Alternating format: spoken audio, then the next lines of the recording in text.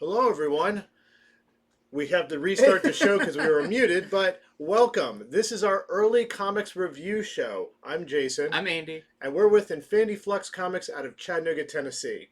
So every single Monday after we're done bagging and boarding the new comics, we divide them up and we read them, and then we do what we call our spoiler light show, where we'll tell you all the major reasons you might want to buy the comics. If there's a major first appearance, major death, things like that. Maybe one of us even drew a cover. Who knows? Maybe.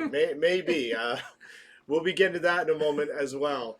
So, honestly, without further ado, it's a pretty sort of lightish week with just a few standouts, but we have one that is very important to us here at our show. So, Andy, why don't you go ahead and show it now off? I have to promote myself. This week we've got Transformers Beast Wars number 15. This is the B cover, and I did the cover for this. Yeah. Yay! Yeah, it was great working with IDW on doing a cover. This isn't a store exclusive. This is the actual B variant for the issue, so you should be able to find it in your store. But for Free Comic Book Day here at our store, I'm going to be doing a signing. A lot of fun stuff. Really enjoyed doing this, and very happy it all came in. It's always nerve-wracking to finally see it in person. But yeah, because the release on that was delayed a week. It was supposed to be here last week, and we were about to set up your signing, got delayed, and then we couldn't find out anything about it.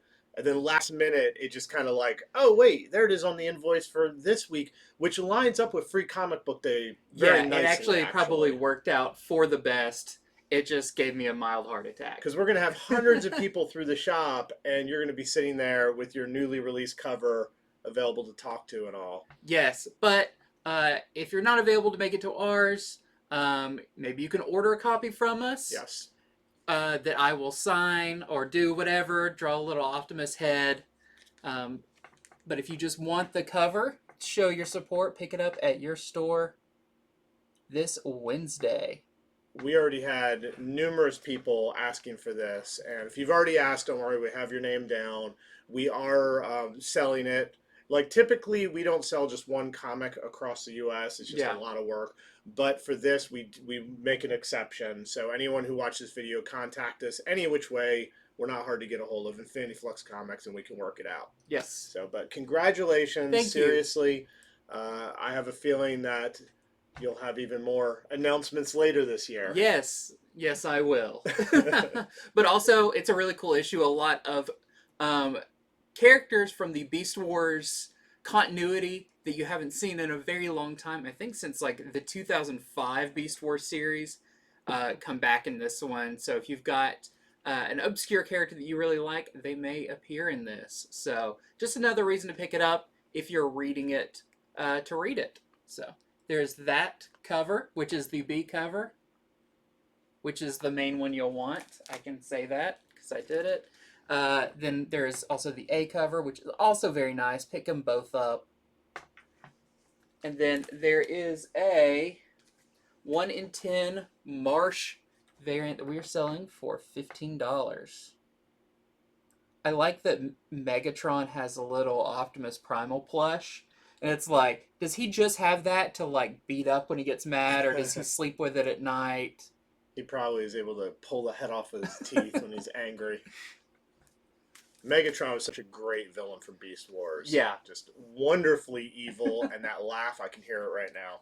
Okay, so I'm going to start with my pick of the week, Andy's cover aside, and that is Twig #1 from Scotty Young.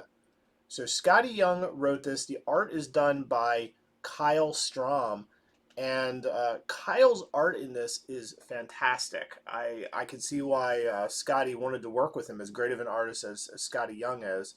So this is the book everyone is going to be hearing about this week, okay? Like, you probably already heard about it. There was an ash can, which is a little preview that was sent to all of us retailers. We all got one. That ash can ended up selling for hundreds of dollars online. And even in that preview, you know, we kind of could tell this was going to be a thing. Mm-hmm. So why is it a thing? For many reasons, okay? Scotty Young is good at writing stories. He's got a great sense of humor to him Mhm. that he can either have it go really far, like I Hate Fairyland, or he can reel it in. And like a lot of the variants he does for Marvel, where Mhm. they're talking on it, and it's funny, but it's all ages. Mhm. So Twig is also so far all ages. As far as how all ages will it be, I'm not sure. We'll have to wait for issues 2 and 3. I get a lot of sort of bone vibe from Yeah. it. It's definitely not just for kids. It is definitely young adult and up, because there is like talk of death in this. In fact, there is a death in this first issue. So as far as what it's about, it is set in a fantasy world that is highly memorable. We've seen a lot of fantasy worlds, and to create one that, as I was turning the pages, I was stopping and I was like just taking the art in and Mhm. taking the character design in. That it's very mesmerizing. It's really different. This thing, it's a comic for first and foremost. But if it doesn't eventually get turned into a video game or an animated series, I would be shocked. Mhm. It is perfect for multimedia. Mhm. I don't know if it was designed that way. It could just be a happy coincidence, or maybe that's what they set out to do. If they set out to do it, they did a wonderful job. If they didn't, they lucked out. The character himself of Twig is very adorable. He is on it's the beginning of a quest. Like basically he wakes up, he has a new job. His job is he is the new placeling. Mhm. Okay? Now I don't know what that means. The new placeling. We're going to learn with him. But the job was his father's, and his father, it seems like something has happened to him lately. It seems like probably he died all of a sudden.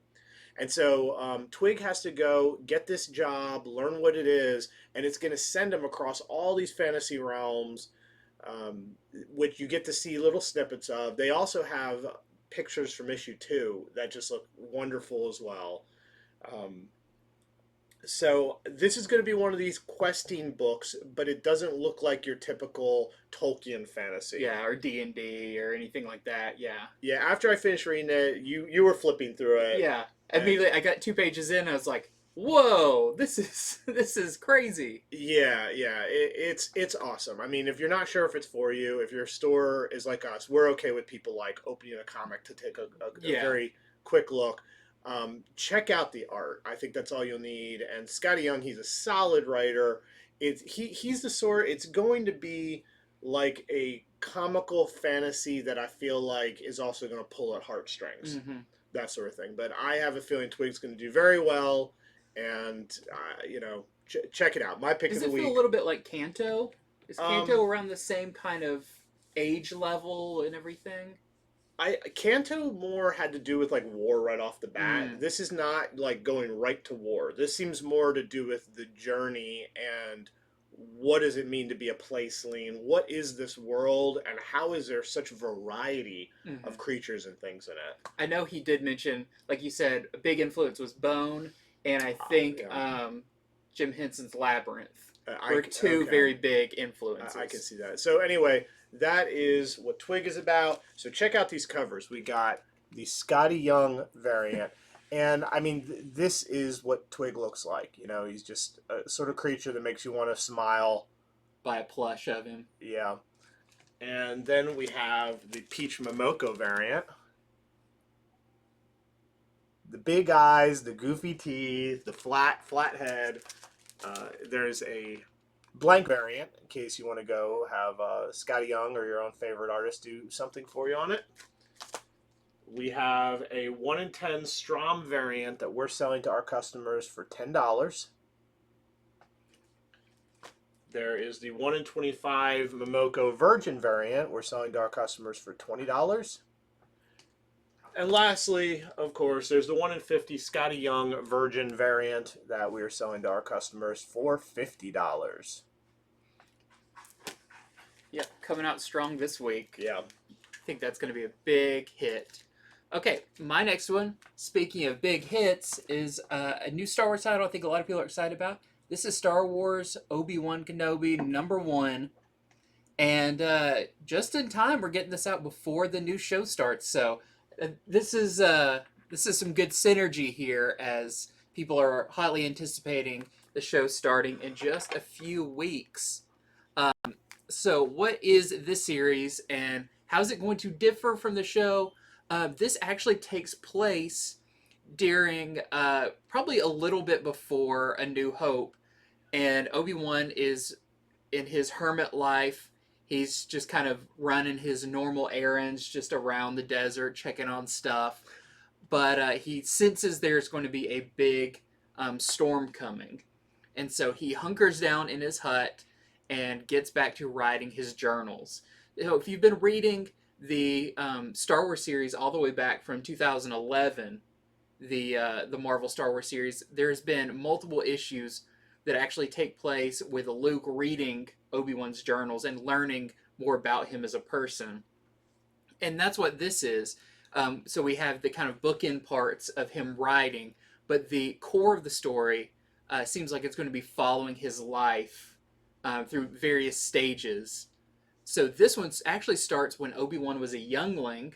I think even before he was a Padawan to Qui-Gon. This is him very, very young in the Jedi Temple on Coruscant. Kind of what kind of kid he was. Didn't seem to have a whole lot of friends, but he had one really good friend. But one day, that friend decides he's going to run away from the temple, and Obi-Wan's going to chase after him through the mean streets of Coruscant. So you'll have to see how that goes. It's very fun, but there's a lot of story there too, and kind of stuff that shapes him all the way till when he gets older. There are a few what at this point seem like minor first appearances. I wouldn't say they seem to be characters that are going to be reoccurring, but also none of them are given like a definite end. So they could pop up later in the series. I think a lot of people are thinking about with the new show coming up, are we going to get any hints to what's going to be happening? Too early to tell, but we do have the first appearance of a criminal, a Zabrak named Nodris K, who poses some trouble. And It's a very villainous name. yeah, if you're born that way and you're born with horns, you're kind of destined. And the other is Obi-Wan's friend Garen, who you'll have to see what ends up with him. But they are given names, and it'll be cool to see if maybe something else comes from them. So this is just a mini series. I think it's 5 or 6 issues. I'm not positive. And it looks like the next issue is going to be kind of pre-episode 1 with Obi-Wan and Qui-Gon at that point. This is our A cover. We have our super cool Just variant. We have a Peach Momoko variant. Then we have some incentives. We've got the 1 in 10 movie variant that we are selling to our customers for $10. And this one is super cool. I love this. It's very much like a statue they did a few years ago, kind of melding Ewan McGregor and Alec Guinness. This is the 1 in 25 Anadito variant. We're selling for $25.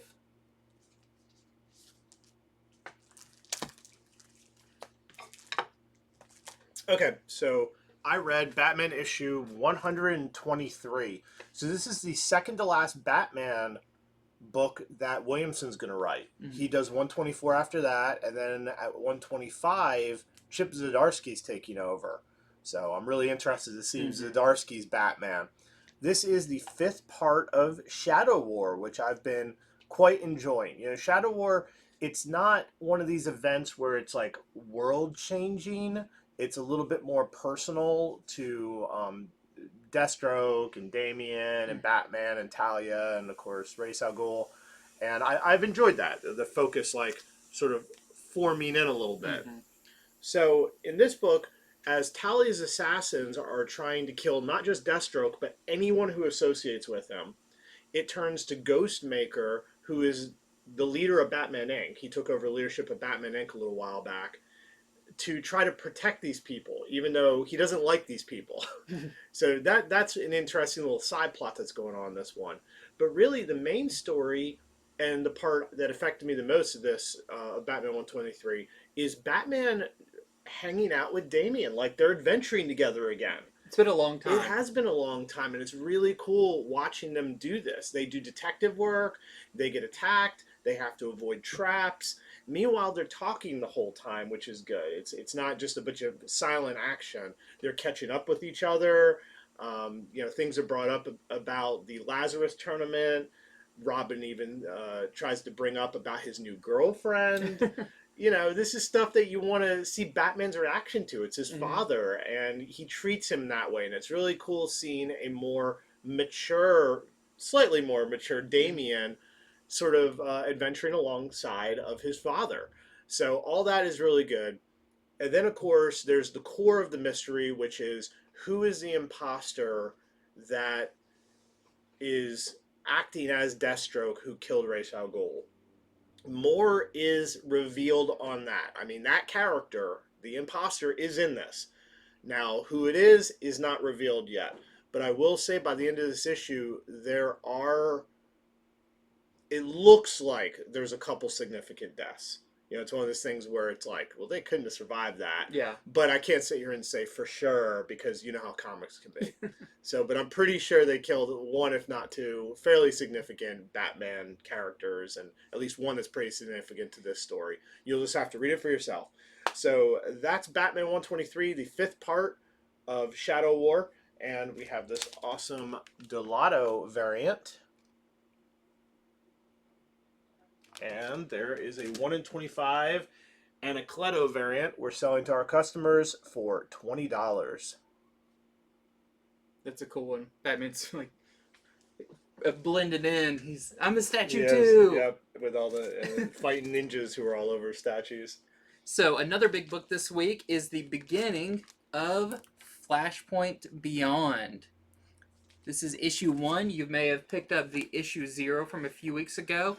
And if you did, that's probably a very good thing, because a lot of this does hinge on things that happened in Flashpoint Beyond number 0. Which I always think is weird. Usually you think of a Beyond or a 0 as kind of a, if you want to jump on here, you can. But this follows up on some plot lines that were in that about the Clockwork Killer, about an assassin that was going after Barry Allen in the Flashpoint universe. But what happens in this, it does give you a one-page recap, mostly of the original Flashpoint, which I thought was very good. Not everyone's read that. It's been quite a few years since 2011 when Flashpoint came out. So a lot's happened with that. But in this, you do have...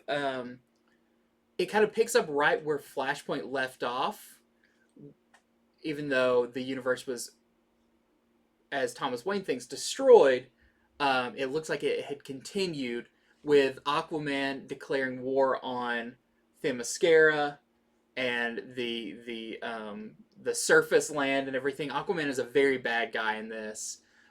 Wonder Woman has been captured. She was the leader of the opposing team, and that is all kind of setting the background. But Thomas Wayne doesn't care about any of that. He wants answers. He wants to know why this universe is around and who sent the assassin to kill Barry Allen. Because he's had a pretty decent relationship with Barry Allen during the main DC universe. So a lot of this is set up. Good setup, but it seems like it's like one of those movie trailers where you realize that everything you had seen in the trailer was just like the first 5 minutes of the movie. It's a good thing that like Marvel does and everything. That's kind of like this. Everything we knew about this series feels like it gets all played out in this, and then we're going to see at the end of this what's actually the big story here. Because we do also jump to the main universe, Bruce Wayne, and Barry Allen. And Barry Allen is investigating the Batcave because he believes that Reverse Flash is back and is hiding somewhere in the Batcave. So there's a lot going on there. There's a lot with the mysterious characters that showed up at the end of Flashpoint Beyond number 0. Has to do with time travel. It's all really good, but I do suggest reading the 0 beforehand to know, kind of what Thomas Wayne has been dealing with and why he's kind of in the state of mind he is in this. There's a lot of action, a lot of interesting to see those Flashpoint characters back, like this version of Aquaman, Emperor Aquaman, and this pretty brutal Wonder Woman. They square off in a pretty crazy way. So it's a fun issue. I'm very excited to read the next one because I feel like that's when it's really going to kick into gear. But Jeff Johns does a great job with this one. And looks like it's going to, like he said in a previous thing, affect more than just this story. Because there's some names dropped. You're like, hey, we haven't seen that character back yet. And I don't know. For fans of the JSA, you'll probably also want to read this. So there's that cover. And we also have the Zeramenko variant with Thomas Wayne versus Emperor Aquaman. Oh, we also have one incentive. This is the 1 in 25 Bradshaw variant that we were selling for $15. Kind of threw me off to see Shazam on there, but really cool cover. Okay, so I read Spider-Man 2099 Exodus Alpha. So this is going to lead into a series, a mini-series where you're going to see all the 2099 characters, plus a bunch of new ones. There's going to be a 2099 Loki. There's going to be a Winter Soldier. So there's rumors that this issue may have cameos of those characters, but they are not in it. There's also supposed to be some new 2099 X-Men coming up, but none of them are in this. So if you were going to purchase multiples of these for those cameos, they are not in it. But who do we have on the cover? We have Ghost Rider 2099. He is in this. But of course, this is primarily about Miguel O'Hara, the Spider-Man 2099. He is with his personal AI assistant, Lila. She's in it too. And there is a first in this. There's a new Green Goblin. So there's a new Green Goblin 2099. Now, there previously had been a Goblin. They just went by Goblin. It is not that character. This is a new one. So, and it's first cameo of this character. They don't speak. You just get to see sort of one small frame and then one major panel with the character. So, but as far as what is going on in this story, so Miguel is trying to take on the cartel. The cartel, they are a worldwide organization that's sort of beyond the law, and they're evil. They do terrible things. To get in the cartel, you have to do terrible things, and Miguel is always trying to find the head of them to try to stop them. So a lot of this has to do with that. Seeing how Miguel deals with crime is really interesting, because he's not Peter Parker. He's going to deal with it in his own way. At the same time, there's this big explosion out in the middle of nowhere. I think it's like sort of the wastelands of Canada or something. And the explosion may have something to do with the Celestials, because something starts growing there. And the cartel, of course, wants in to get this new thing, whatever it is, and Miguel, of course, is going to try to stop them. And in doing that, he runs into Ghost Rider 2099, and they have to decrypt some cartel technology. I always like it where, the 2099 stuff, of course, that was written ages ago. That was written back in, the early 90s. Yeah. And back then, we didn't know how the internet was going to go. And so, you had movies like Hackers and such, and they stay true to that, because to decrypt it, he has to, fight a computerized, sort of Hulk-looking troll thing. It's so much better. I mean, if computer programming really were, you had to get in there and get physical, I think we'd have a lot more people going for that career. So I'm glad they didn't give that up. I'm glad it's not just him at a computer poking buttons. So some people might think that's cheesy. I think that's cool. And of course, in a comic, you could do it really good with some good art, some good action. So you get some of that. Him and Ghost Rider 2099 don't always see eye to eye. You'll get to find out about that. But this really is sort of a setup issue. I think whatever happened in this crater is going to bleed into the miniseries that's coming up. It's a good reintroduction of Miguel, and it also gets that first cameo of this new Green Goblin character. So check out Spider-Man 2099 Exodus Alpha. We have... It's a long title. It is, yeah. It's a lot of bonus you words. Went with Exodus or Out. Okay. But we have this variant by Ron Lim. And then we have this Ken Lashley variant, which has the border around it. And lastly, we have this brown variant. Ron Lim's to-do list must be a mile long. He's like, I've got a cover for every book coming out for the next 6 months. I think at Marvel, he might just draw covers and then they make books based on what he's drawn lately.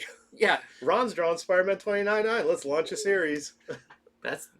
That's power. Yeah. Okay, so next up, it's funny you just did that because I'm about to cover DC's version.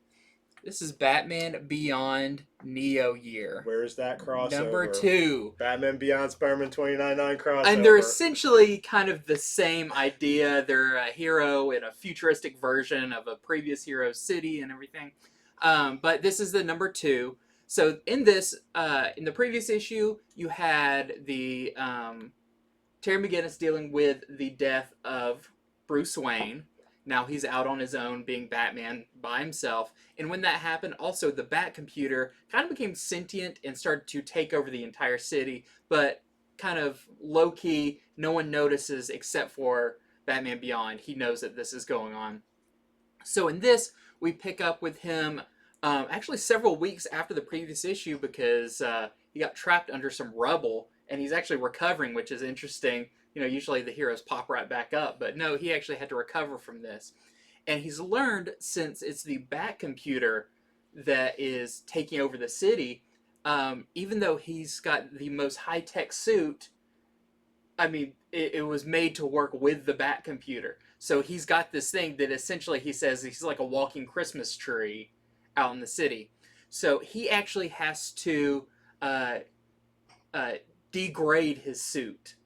He has to downgrade. Yeah, he has to remove parts of it and make it way more of a like analog suit rather than this high tech suit. So that's really cool to see. This is definitely an older Terry McGinnis that's not the like teenager, a little bit goofy. No, this one he's been Batman Beyond long enough where he knows how to work on all this stuff and everything, but he still is lacking in a lot of confidence without Bruce Wayne there. So there is he's following a crime that has occurred. It leads him to a place called Joker Town, which, if you know anything about the Batman Beyond universe, there's a lot of Jokers. They're like the Joker gang. You'll have to read to see what happens there, but very cool. He gives his 4 tips on dealing with Jokers, and it's pretty cool.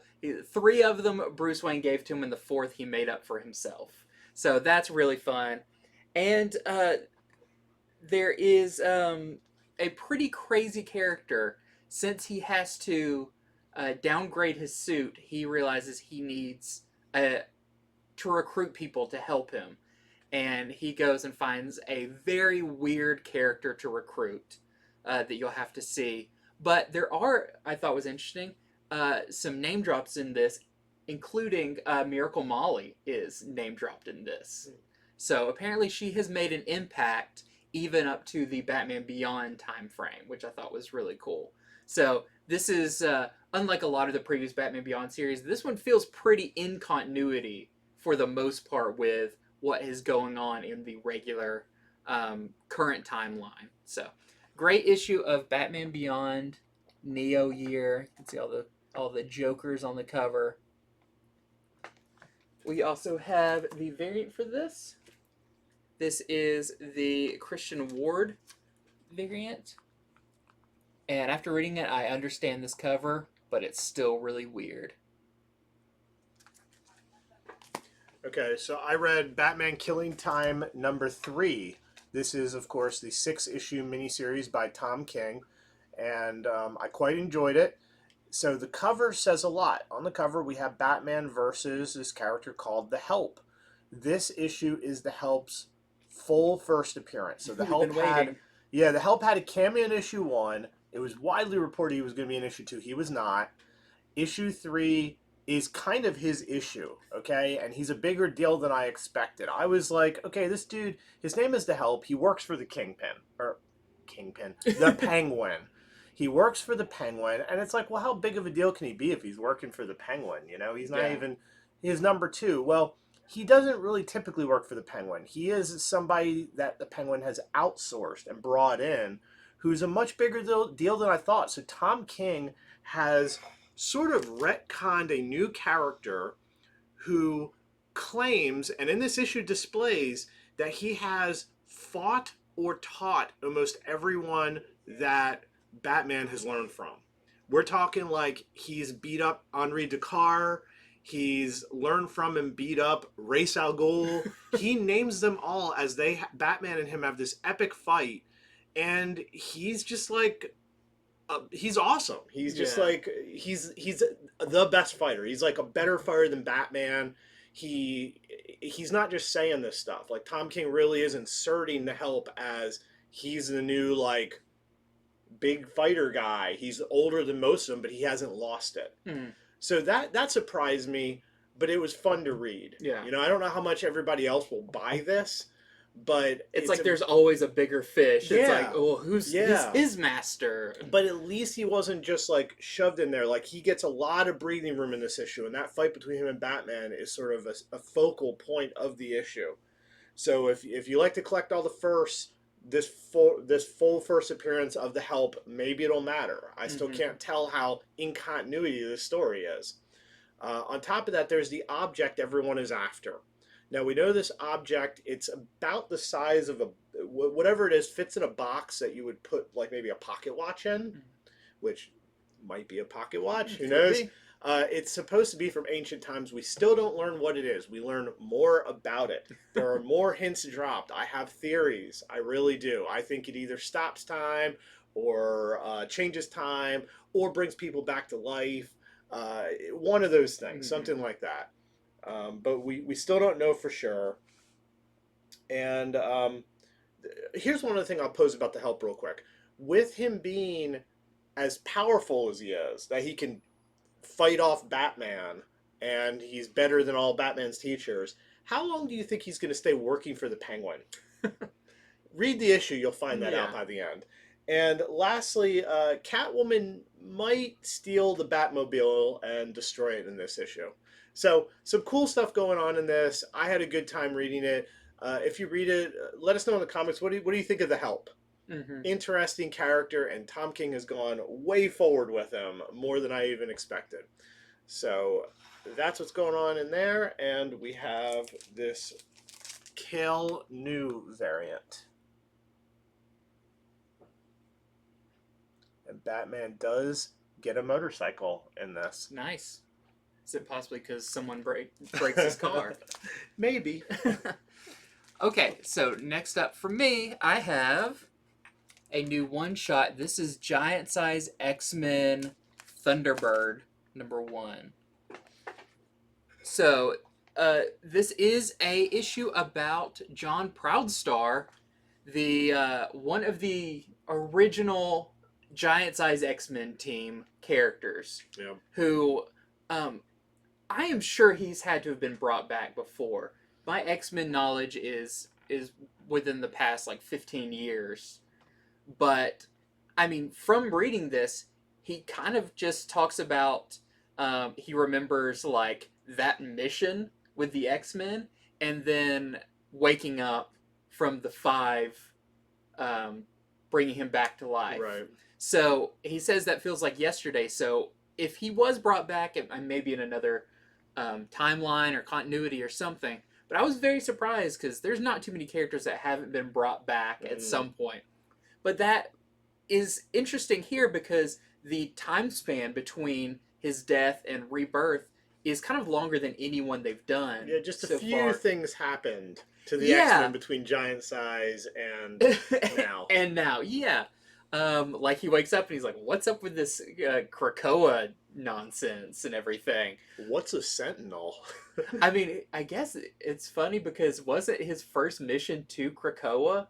Isn't that is it Giant Size X-Men, like the first appearance of Krakoa? That's also? right. I think you're right about that. So yeah, he's got mixed feelings about all of that, and he kind of gives some really cool perspective on being Native American and saying, well, the X-Men have claimed their freedom because they have this island, and kind of how that reflects on being raised on a reservation and everything. Is that truly freedom? A lot of this is about his heritage. So, anyways, when he gets brought back, a lot has changed, and he no longer feels like the X-Men are home. He is going back to, from what he remembers, his home and his people in Arizona. So he basically just walks to Arizona. But when he gets there, he learns that, I mean, timing-wise, pretty crazy. Just a few days before, someone had sold out his people, and the ones, because there's some of them that have the X gene. And when the people came to get the ones with the X gene, they didn't know which they were, so they just took them all. So now it's up to a very angry Thunderbird to go and find these people and get his family and friends back, and kind of come to terms with his rebirth and the things that have changed since he got brought back, and what his relationship is to Warbird, right? His relation, the current character that's alive and everything. I can't remember. Warpath? Warpath. Is it his brother? I couldn't tell you. I can't remember. I just read it. I've got a lot of comic knowledge in my brain. But also, like, what he thinks of him, and it's been so long, he kind of wonders what he's up to as well. So, if you are a fan of the classic X-Men character, you'll definitely like this. And I think he brings an interesting perspective of someone who hasn't been through all of this X-Men stuff, and then he pops out and goes, he sees everything that's going on, and he also kind of sees it as ridiculous. So I think that's really cool. It was a great one-shot issue of him having to deal with his rage issues and remembering lessons he had learned and everything when he was younger. Really cool issue. Just a one-shot. Yeah, some of the things they're doing with Krakoa is interesting because, typically in comics, to get a rise out of the reader, it's like you have somebody die. But they're doing the inverse. They're bringing back people from ages ago, or rolling back changes in them. Like how they took Betsy Braddock and Psylocke and split them back. I think it's really interesting. Yeah, it's refreshing. So we also have this Charles variant. Really cool. And we have this 1 in 10 Cutler design variant that we are selling for $15. Yeah, and he's kind of got a cool new suit in this as well. I can see why Thunderbird would want to lead the X-Men. It's like, hey, I'm back to life. Wait a minute, I died and you guys left me dead all these years, and now I'm just suddenly back and I missed everything. And and also I died real early with you guys too. So yeah, not a good history with that. No, and seeing this, I'm like, I really like this character. Like he's strong and has a very good sense of justice, but also a pretty good BS barometer detector. Okay, so I read Metal Society #1. This is a new one from Top Cow, so you can tell a lot off of the cover. Because this is a mini series, and I looked into it. I could not find out how many issues. I went to the Top Cal site, I read some interviews, and no one said how many issues. I'm betting it's 5, 6 at the most. But this is sort of a man versus machine thing. So you can see, we have our human, we have our robot. They're both dressed and look like fighters who are ready to fight, and it is each other they're going to fight. So this is from writer Zach Kaplan, who did Port of Earth, amongst many other sci-fi based comics, and artist Guilherme Balbi, who did the art for the Alien screenplay. Oh, yeah. Yeah, the original Alien screenplay comic, which was really good. And so this is set in a future long after humans have destroyed the Earth due to pollution problems, things of that sort. Well, robots become the dominant species.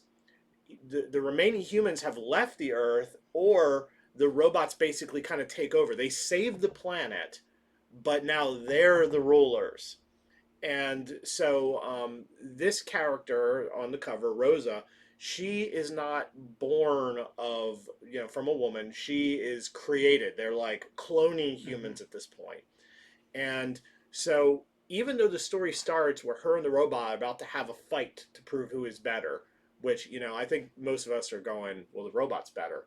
She has enhancement. She can punch through metal and stuff. Okay, she has a chance. This story is actually the 3 years leading up to the fight.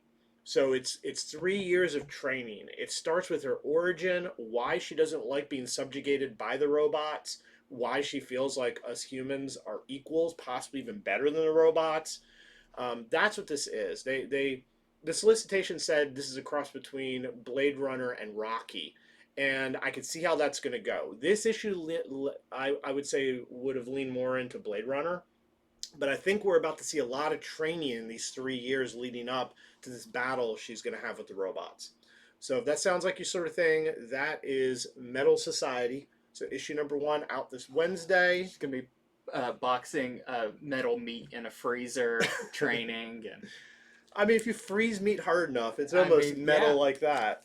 And so here is the Alan Qua variant for Metal Society number 1. There is a robot in Rocky 4. Maybe that'll make an appearance. Okay, so my next one is Avengers Forever number 5. So Avengers Forever has been very interesting. The kind of crazy universe they're building with this. And this is a little bit of a one-shot story focused around Doom. But this is not the 616 Doom. This is the leader of the multiversal Masters of Evil version of Doom that's got like magic armor and everything. And he is interrogating another Doom. Now, which Doom that is, you'll have to see. It's pretty funny. But this issue also does introduce a version of the Avengers, but they're all Man-Things. They're all weird versions of Man-Things. There's a Man-Thing Star brand, and it's crazy. But a lot of this is building up what this multiversal Doctor Doom's big plan is. And a very funny but cool final page where you realize what and where his headquarters is. That's kind of the last page reveal, and it's just really cool. So if you haven't been checking this one out, this might be a good issue to pick up to kind of get a feel for what the series is about. And I love Doctor Doom, and this is, as you can see, you've got that main one on there in the background, a bunch of different Dooms. It's just a lot of fun. Jason Aaron, you can tell, is having a blast with this one. So we have the A cover, and then we have the Lee Garbett variant. I also want to mention, really cool at the end of this issue is actually it shows the cover for number 1 that had all those characters on it, and it puts numbers next to them and lists off every one of them. So you can really see who were some of those characters. I didn't recognize a lot of them. So that's always fun, is looking up the numbers and seeing who it is. So, yep, Avengers Forever number 5. All right, so I read Iron Man number 19. This is the last part of the Books of Korvac storyline. It's been an epic. It really has. I mean, this has just gone on and on. But I mean, when you have people getting cosmic godlike powers, good to lead up to it. So last issue of this, Hellcat had convinced Tony he needed to give up his cosmic godlike powers. He took them on to be able to fight and defeat Korvac, which he previously did.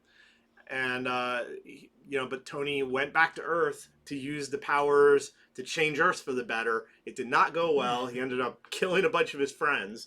And Hellcat, last issue, got him to relinquish the powers. Well, in this issue, it kind of started at the end of last, but Korvac had escaped his captors, some of which was the Living Tribunal. This is how powerful Korvac is. He's like, yeah, I got away from the Living Tribunal. Forget that guy. And he's appeared to Tony Stark, who is now powerless. He is unsuited. He doesn't have the Iron Man suit. Now that he's back to being mortal, he is having withdrawals. And it's not from alcohol, it's from harder things. So, I mean, he's as low as he can be. And Korvac, this godlike person, has appeared being like, yeah, I just sprung myself from living tribunal. I'm here to kill you. Now, how could Tony possibly survive this? And I'll tell you how. He can survive it maybe through good dialogue. Now, Sweet talking. why would that be the choice? A writer would make. Typically things got to end in fisticuffs. They got to end in fighting.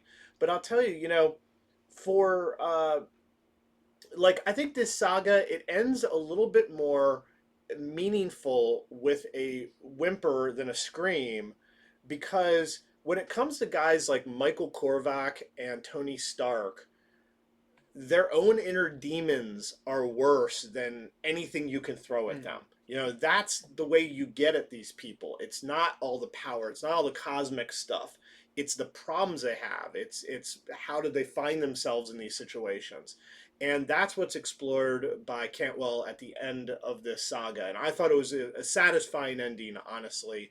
I'm looking forward to where it goes from here even. So this ends. It does end the saga, but Tony's on another sort of thing at the end of it that we'll have to see where it goes.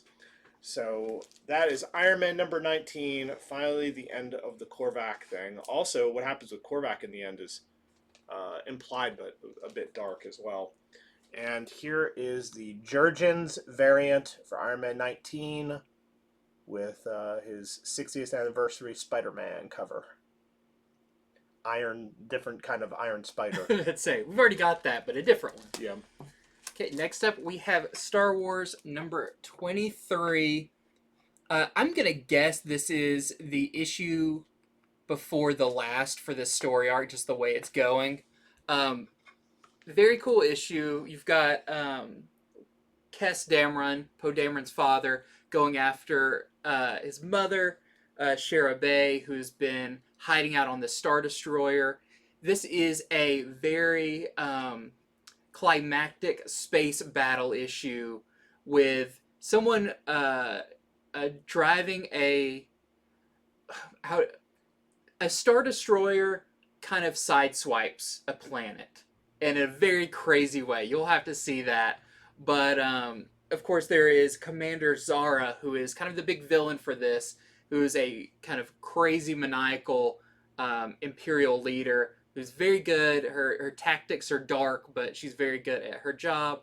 And it seems like the next issue we are going to get Leia personally facing off with Commander Zara, which should be really, really cool. This has been a fun story. I do kind of miss the Luke stuff because he was on a pretty awesome journey as well. But I think this is a really important one, learning how the Rebels got in the position they are before Return of the Jedi. And Hera Syndulla from Rebels is name dropped in this one, which is always really cool to see because, getting some crossover there. So, yep, this is our A cover. Then we have our Renaud variant.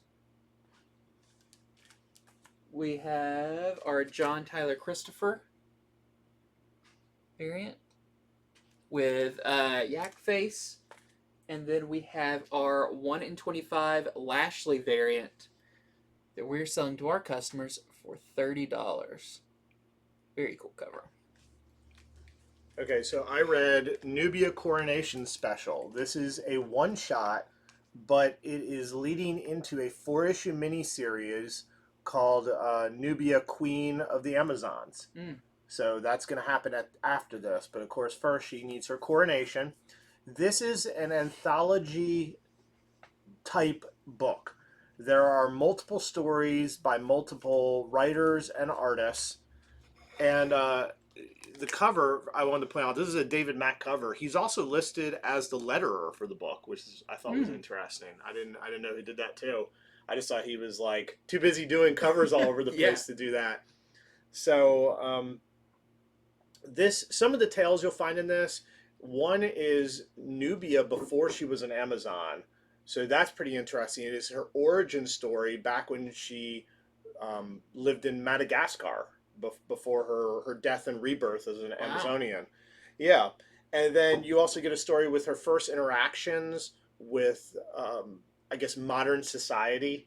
She arrives in modern society, a trained Amazonian, and is trying to dish out justice. But of course, that doesn't work out well, and she has to talk with a police officer who knows Princess Diana and all. That's a really good story about just the way that she wants to handle justice versus our legal system. And then there's the final story, which is her actual coronation as queen. Now, there are other stories in this too. That's just some of them. But she has now become the queen of the 3 tribes. Previously there were just the 2 that were known, and now there's the 3 tribes. There's the Bana Migdal, the Escacita, and the Themyscirians. So they've really sort of branched out the whole Wonder Woman universe in the last year or so with all this. So if you want to learn more about Nubia, this is the issue to check out. And as I said, this is leading into the 4-issue miniseries that'll be starting soon, Nubia, Queen of the Amazons. And this is just a one-shot. Yes, this issue is just a one-shot. And we have the variant by Sway.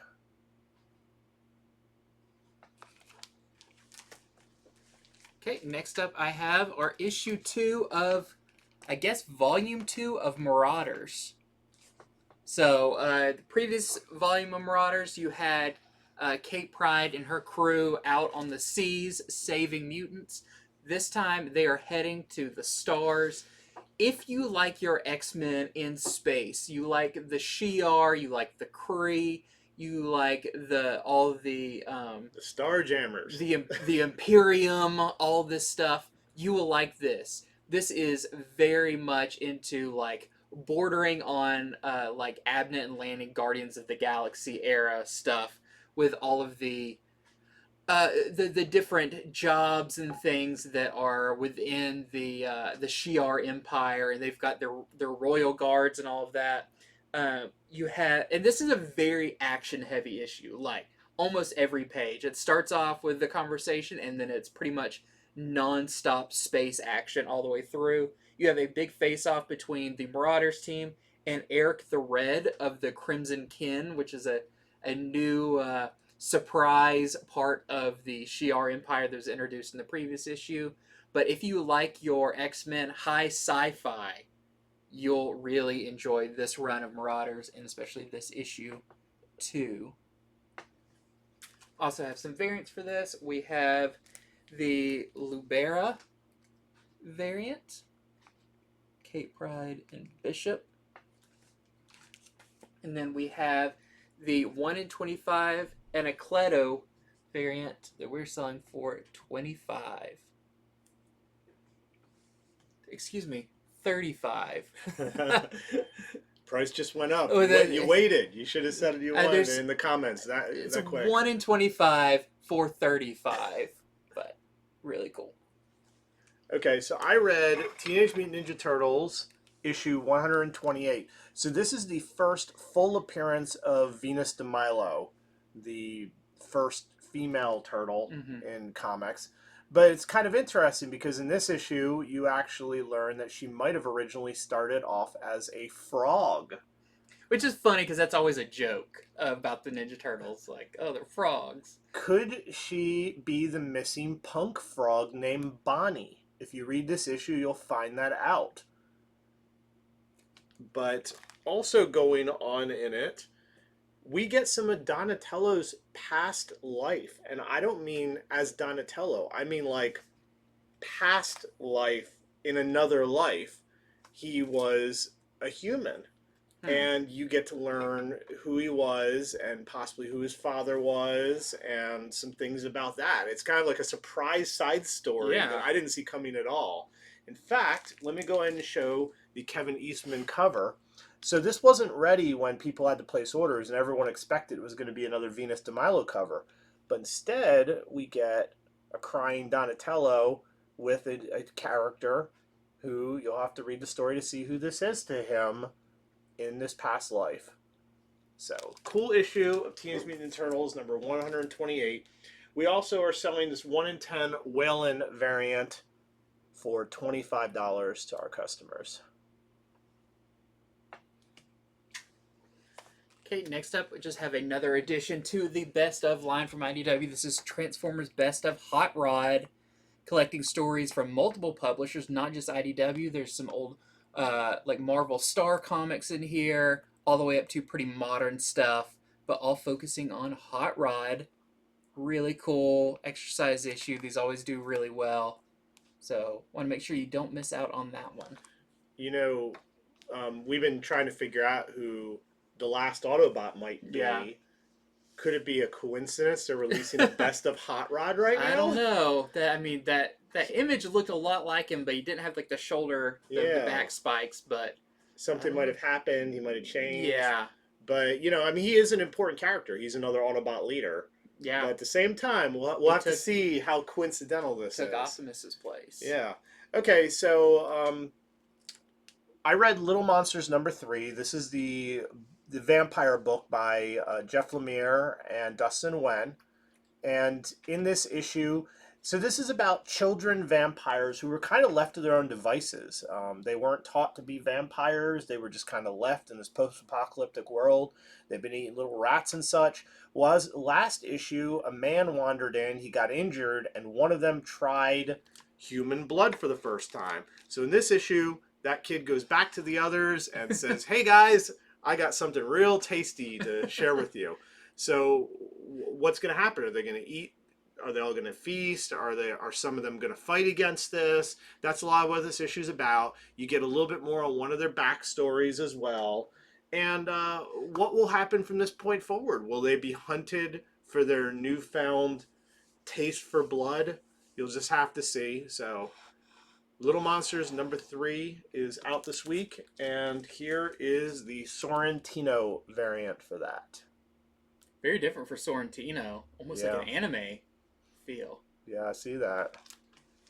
Okay, and my final one, just want to mention that we have Reilly Spider-Man #4 out. I want to talk about this one just because the previous issue introduced a new villain, Spider-Side, which was a very interesting spider-like character, but could transform, could shapeshift, and we get a lot more of him in this. We get more of his powers and his motivations, which are very interesting. And I think this is a character that we probably haven't seen the last of. I could see them bringing Spider-Side back. His costume, or what he's made his costume, really cool. And it seems to be a pretty big threat for Ben Reilly. So, cool issue there. If anybody's sleeping on this new Spider character.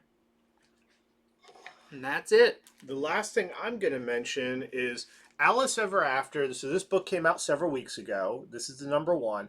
But they had a problem when they printed it. They messed up and they printed this cover as all of the Virgin variant. Mm-hmm. Well, they now have shipped out the correct one. So if you see this on the shelf of your store, that's why. This is the trade dress variant that they were supposed to have printed and delivered originally for this cover. So just wanted to let you know about that. If you're trying to collect them all, that is releasing this Wednesday. And that's it. That is our show for this week. So thanks as always for joining us. If you watch on YouTube, please hit subscribe. We do appreciate that. Help get our numbers up. Show how many people are actually paying attention to all this reading and work that we're doing. Also, Free Comic Book Day coming up this Saturday. Right. Kind of the biggest day for comic book stores. So go out, support your local comic book store. Don't just grab the free comics. Buy 1 or 2 while you're there. Help them out. They had to pay for the comics. And so just show some love to a local store. Yep. The comics, they're free to the people. They're not free to us. We have to pay, but it's deeply discounted. Yeah. It's sort of spread out amongst us retailers and the distributors, but still. And Andy and I were talking, we may be releasing an extra show on Wednesday where we might review some of those to better prepare you. So look for that on Wednesday. I mean, unless something happens, I think we're going to do it. So once again, thanks for joining us, and we will see you next time.